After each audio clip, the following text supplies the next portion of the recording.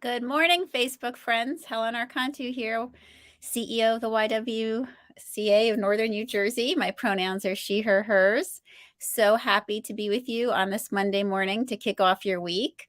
As many of you should know, we also kicked off Black History Month on February 1st. And this is really one of the best things we can do during Black History Month and throughout the year is to educate ourselves on the achievements of Black Americans and the important role that they've played in our country's history. And we know a lot of this history, or most of this history, has been left out of our learning as we've been growing up because it's not taught to us in school as it should be just yet. We're still working on that. But there's great opportunities like the one we're going to talk about today, and so many that are happening right now all around our country. So many are virtual, so many are in person right here locally in New Jersey. So we do hope you make a point to attend a Black History celebration at some point, but we have some wonderful opportunities to talk about for you today to be able to do it locally in Bergen County, if that's where you are.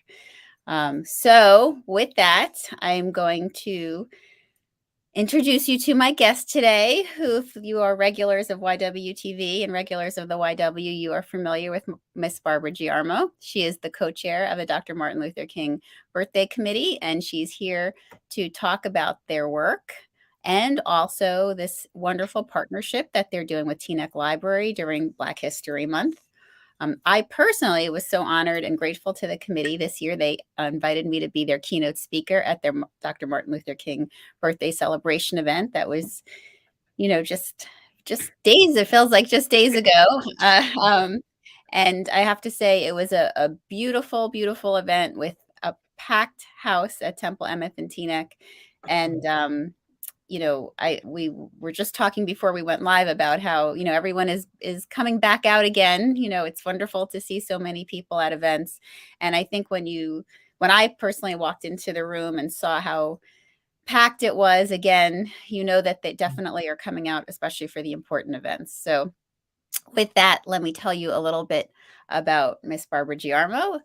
She is an equal rights advocate. After retiring from a very successful career at Verizon, she worked at the YWCA back when we were the YW of Bergen County, and she was our events manager.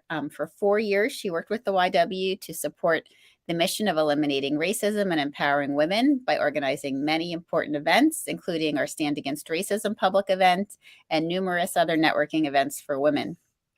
She is also a YWCA Racial Justice Award recipient. She firmly believes in the words of Dr. King, injustice anywhere is a threat to justice everywhere.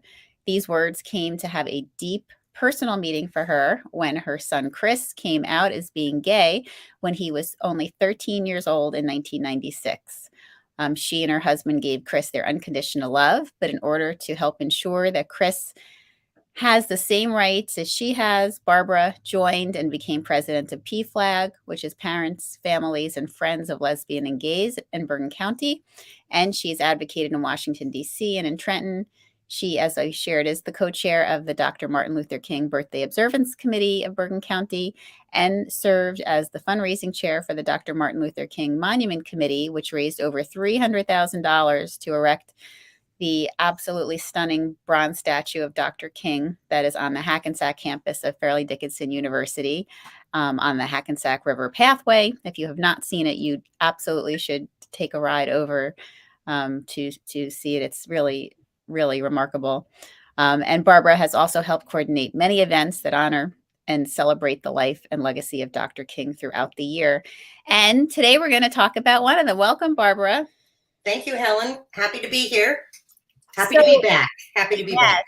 Always happy to have you. Always happy to have you. We were trying to get you and Miss Lacey on before the birthday celebration, but we know that's such a busy time for all of you. So tell us about this year's birthday celebration. And I know it was, as I said, I could attest, it was very well attended. But Yes. tell us, from your perspective, how about the event? Well, it was interesting because since we were live for the first time in 3 years, we weren't sure if people would come because there are still people who are concerned and, people didn't know how many people would be there. Would it be safe? And and especially, a lot of stuff. And it's not just COVID, the rise of anti-Semitism, and people do think twice about going places. Yeah. And I know when I got there that night, I wasn't sure. Of course, I was there early, with the committee setting things up. And as people started coming in, I spoke to one of our committee members and I said, gee, I said, I hope we get people. We have a lot of seats. We have great speakers, including yourself. And we have, a reception afterwards. And I don't know if we're going to get all the people. And he goes, yeah, I know, let's, we'll have to see. Well, was I wrong, because it did fill up. And I think we probably had about 350 people in attendance. We usually do a program count, how many programs are gone. And I think we printed about 400 and we only had a handful left. So it was really, really well attended with, great input. It's all about the power of the vote and talking about how voting is so important. And, democracy matters. And that was the theme of this year's event, because after the November election last year, we were also worried about what was going to happen. We realized that, the power of the vote, because we were able to see that things didn't radically change as many people thought it would. And so somebody said, well, yeah, democracy does matter. So I was like, yeah, well, let's talk about that. Let's make that our theme for the January event. And, it's so awesome that every year when we do this event, it's not just talking about Dr. King, remembering him, or having, people come in and sing and the audience participate in singing, but we honor students, certain high schools. Well, we actually ask all the high schools in Bergen County, both public and private, to select one senior student to represent their school, a student who has, excelled academically, who's very involved in school activities, but especially in community activities. And they're giving a certificate of merit award from not only my committee, but also from the county executive, from the county clerk, from a number of the assembly people, from the board of commissioners. So it's great to have these kids. And we had about 24 children, seniors that were recognized. And those students are given the opportunity to write an essay. And the essay, we choose several essays to receive scholarships. And we had 4 great essay writers. And so 4 scholarships were presented.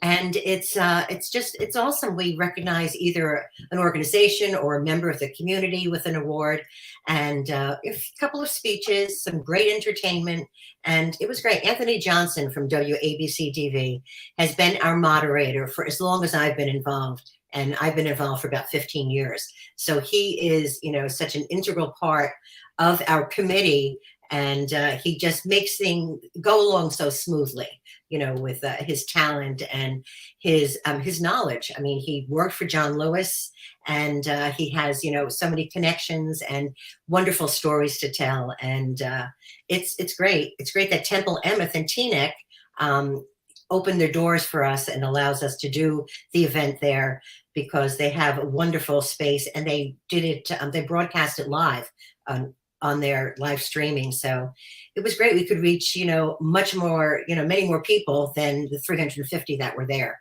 So it was a great event, and the money that we raise, we actually give back to the community, because we give a lot of our funding back to organizations within Bergen County that really need it, like the Center for Food Action. We've given to the YWCA, to your Healing Space program, and many others that our committee decides are worthy of getting some extra funding from us.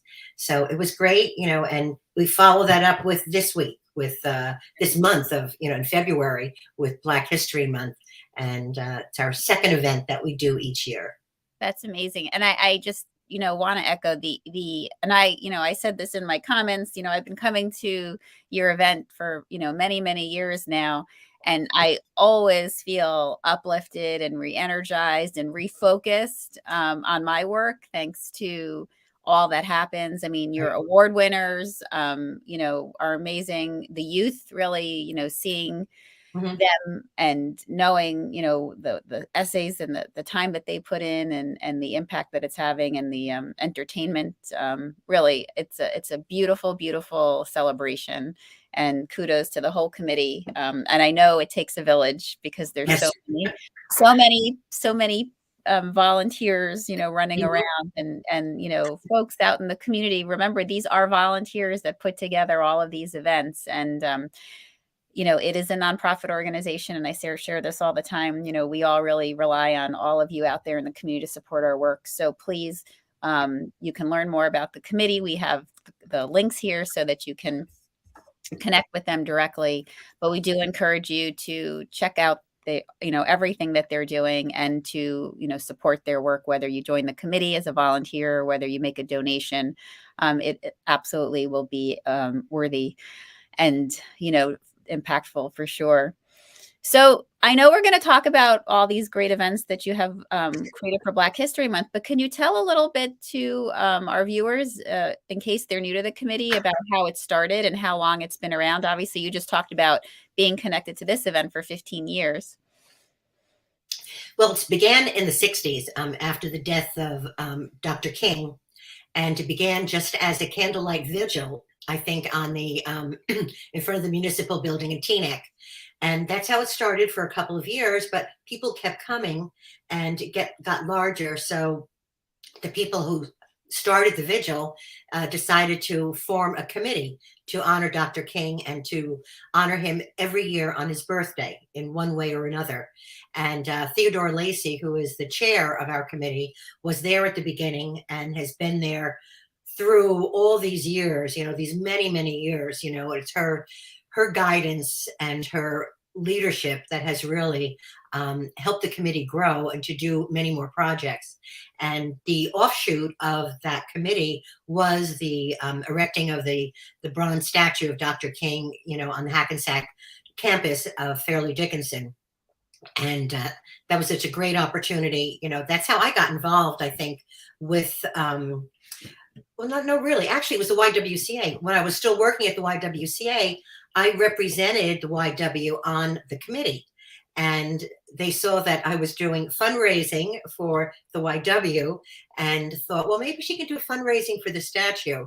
And myself and somebody else co-chaired it and did raise, over $300,000. So, and I was, when I left the YWCA, when I retired for the second time, I decided to stay on the MLK birthday committee.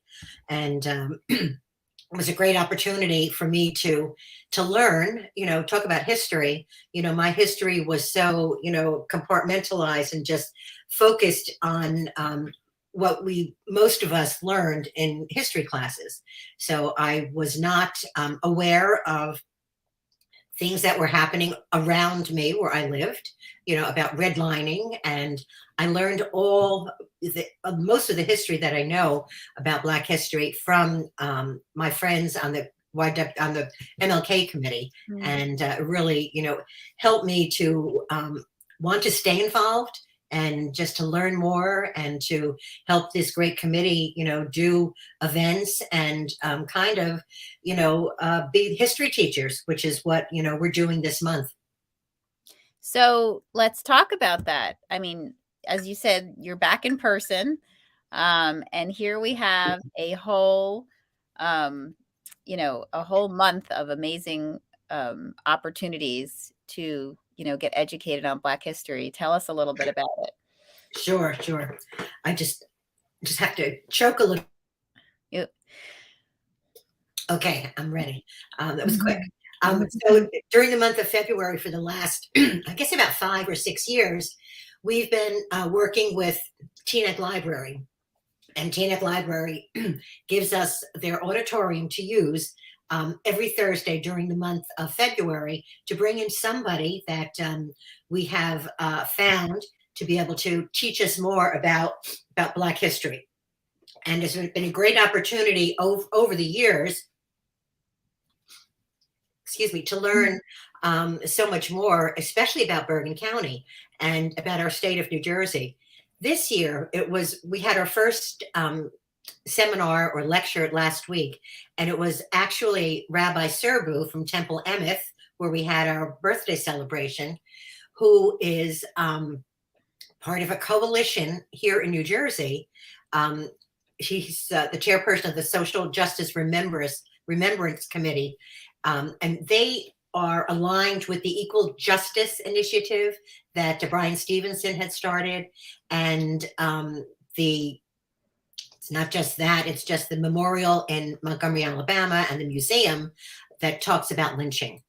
And Rabbi Serbu did a presentation to the audience last Thursday about a man who was lynched in New Jersey.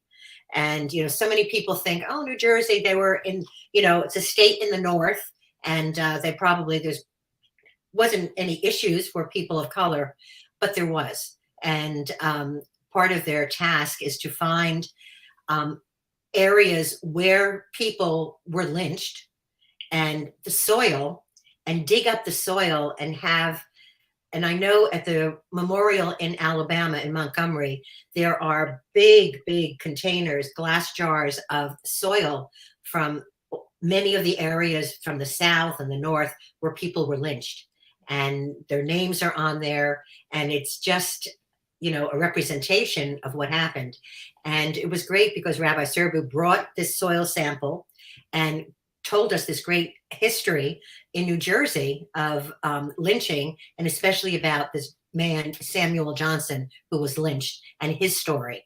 And their committee even was able to get a marker, and this happened in Eatontown down in Monmouth County. So there's now a marker in this park area where the man was lynched back in the late 1800s.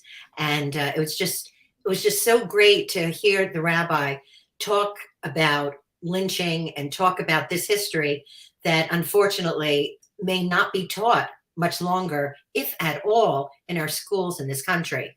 So it may be things like this, you know, organizations like us that bring this history to, you know, the masses. And that's very sad, very sad. And we did talk about that even because, you know, it was such an eye opener for many of us to hear this story and talking about how can we get kids in schools, you know, can they go out and talk, you know, about Samuel Johnson and this soil sample and talk to schools? It'd be great to be able to do that. So that's just one of the many areas that we are looking at. I think this week we have Thomas Monroe from Englewood, who spoke a few years ago when we were live.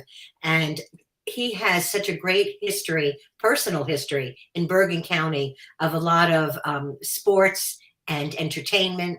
And he is very entertaining and is going to talk to us this week about some of the music that came out of Bergen County, as well as some of the sports heroes and just the sports teams that, you know, get, you know, young people to play here, you know, in Bergen County, especially, you know, kids of color.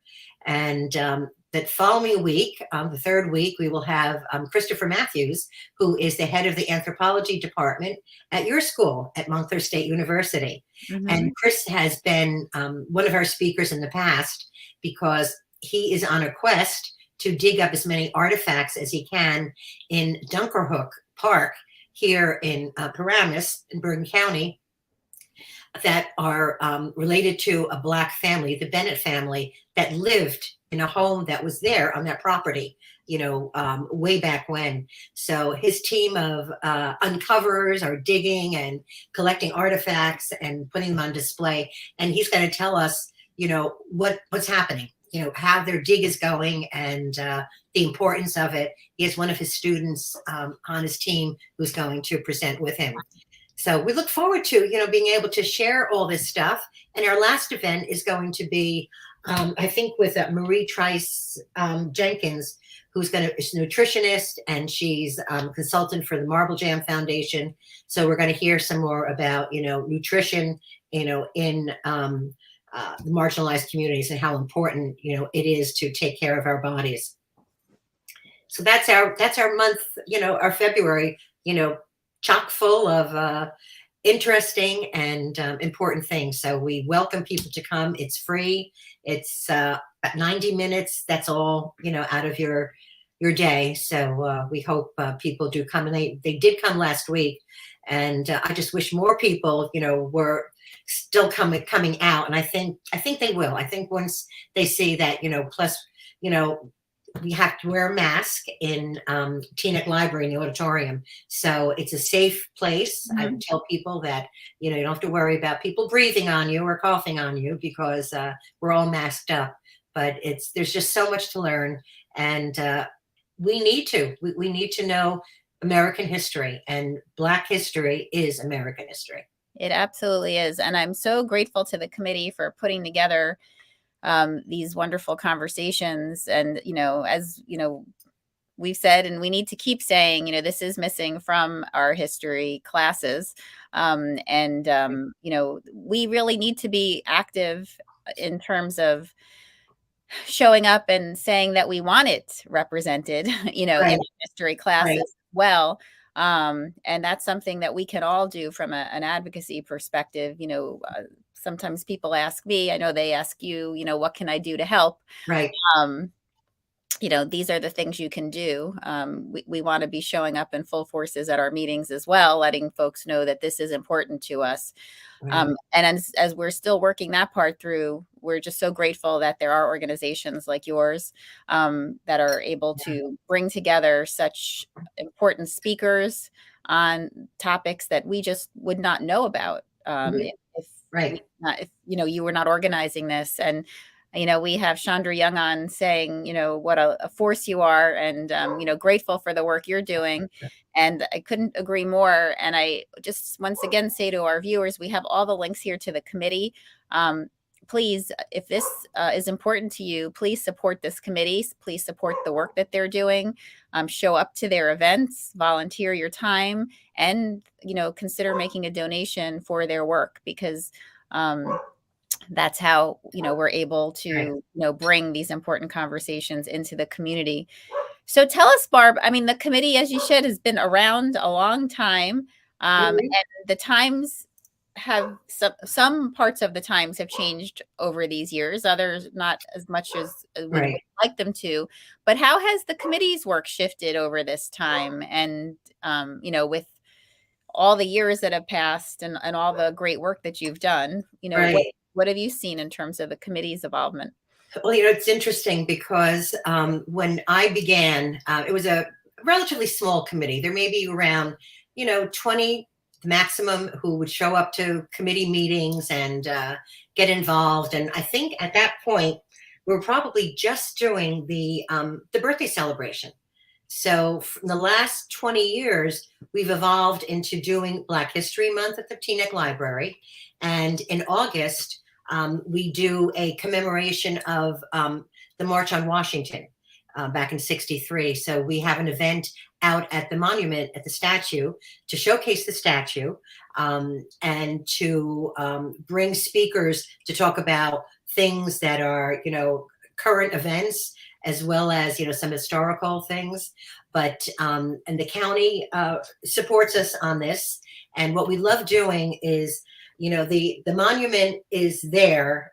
Yes, we raised money, but it's an ongoing thing because we need to keep it, upgraded and clean, and not, turning green, Mhm. and that costs money. So what we do with our funds is also to help, keep the monument looking great. We donate to a lot of other, like I said, to a lot of other organizations. Our committee has grown from 20 to about 50. So these last couple of years have really brought people from so many different other organizations and different age groups. Even we're getting younger people, which was always a struggle trying to get, some of the young people to join us. But we are getting them to, help us in our fundraising efforts as well as to plan our programming. We also have supported Juneteenth. In the month of June, we've been doing events, either at parks or just supplying, historical information for other organizations to display. So we just keep on going, and we keep, we share among ourselves. We have a website that we try to post some essays, even from local people to write, or our committee to write when things happen. We're taking a stand. much as the YWCA is putting out statements that I know in the past, I don't think, well, we didn't have social networking, social media as much as we did, as we do now. So we're able to get, support for different things, out there in the public for people to see that we're an organization that is really, taking notice and making a statement and trying to make sure that, racial equality, is something that we don't have to work for, but is a reality. And I do encourage everyone to go like their Facebook page. We have the link here for you. You don't have to go look for it. Just click the link in the comments and hit that thumbs up, and you'll be kept abreast of all the events that are coming, and the statements, and the work that they're doing when the meetings are. And we really do encourage you to support the work and the efforts of the committee. Barb, we're so grateful to you and Miss Lacey and the entire committee. And I can say that I have watched, even in my time with the YW, the committee grown significantly. I can see from the email list, for the announcements, how more and more names keep being added, and Mhm. it really is so important. And to all of you out there, we do hope that you consider joining. There's something really important about grassroots work, for sure, and it truly is where empowerment comes from. Is really sitting around the table or sitting around the Zoom boxes, however the meetings, are happening. I know you're back to in-person meetings as well for your planning committee. But, sitting together, you really learn so much from each other, and it's such an opportunity. So we encourage you all to get involved. And, Barb, we're so grateful to you for the time and the effort that you have, put and focused. I know that your retirement, I know you said you did your second retirement. I know this is a passion for you, and the time Mhm. that you put in here, is so important to you and your family values, for sure. So Right. we're grateful for the whole committee and the work that you do. And again, everyone, check out their Facebook page, go to their website, and please consider stopping in for one of the 3 remaining sessions that are on Thursday evenings, at Teaneck Public Library in their auditorium. And again, as Barb shared, you can bring your mask, since you'll have to wear one, and then you can, despite, and we understand, that people are careful, but you still can, be together in community, be together to learn, support a Right. great organization and feel safe. So with that, folks, we thank you for joining us today. We hope that you stick with us this week. Tomorrow evening at 7 p.m., we're continuing the series that we launched last week, Unite Against Hate, the State of Bias Crimes in New Jersey. If you have not watched the first 2 programs in the series, you can find them on our Facebook page. We did one on how hate crimes are impacting our LGBTQ plus community. We did a second one about how the hate crimes are impacting our AAPI community. Tomorrow, we focus our conversation on anti-Semitism and the impact on our Jewish communities. And that's a virtual conversation as well. On Wednesday, we conclude the series with an in-person event at 8 p.m. And we're grateful to Caldwell University, who will be hosting us. And we'll be welcoming our New Jersey Attorney General, Matthew Placken, as well as Dr. Chris Purnell, who's a community activist, and a mom, Monique Joseph, who herself has, recently been through a racist attack on her daughter. And so we'll be talking about how communities work through these incidents and how they can come together, and, really stand up together and unite against hate. And, as I keep saying to everyone, as we've been having these conversations, you don't have to be a member of any of these communities to stand up against hate. And quite frankly, it's those of us who are not part of the targeted communities who have just as much of a responsibility to stand side by side in solidarity. And so I hope that you do watch, and we've been very careful to talk through our to-do list, that we can each have to stand up against hate. And so we hope that you're watching, you're thinking about the to-do list that you can take on, and join us. And so, with that, we also, want you to stay connected not only to the Dr. Martin Luther King Birthday Committee social media and their website, but also to ours. We have a lot of important events happening for our community, and everything from, great programs for seniors and for caregivers of seniors. A wonderful program for women who want to get into the tech industry, a free program to help you get, digital skills, as well as period packs in case you're someone who is in need of menstrual equity. We have 90 days of supplies that we can provide to you. And all of that, and camp season is coming. I know it didn't feel that way the last few days with how cold it was, but camp season is coming. So we want you to join us for that too. So with that, we thank you for watching us. We thank Chandra for being our with us today too. I know she's been joining us in our chat, and we hope everyone has a great week. So wonderful that we could start the week with you, and we look forward to seeing all the great work that the Dr. Martin Luther King Birthday Committee is doing from here as well. Thank you, everyone. Have a great Thank day. you. Have a Bye. good week.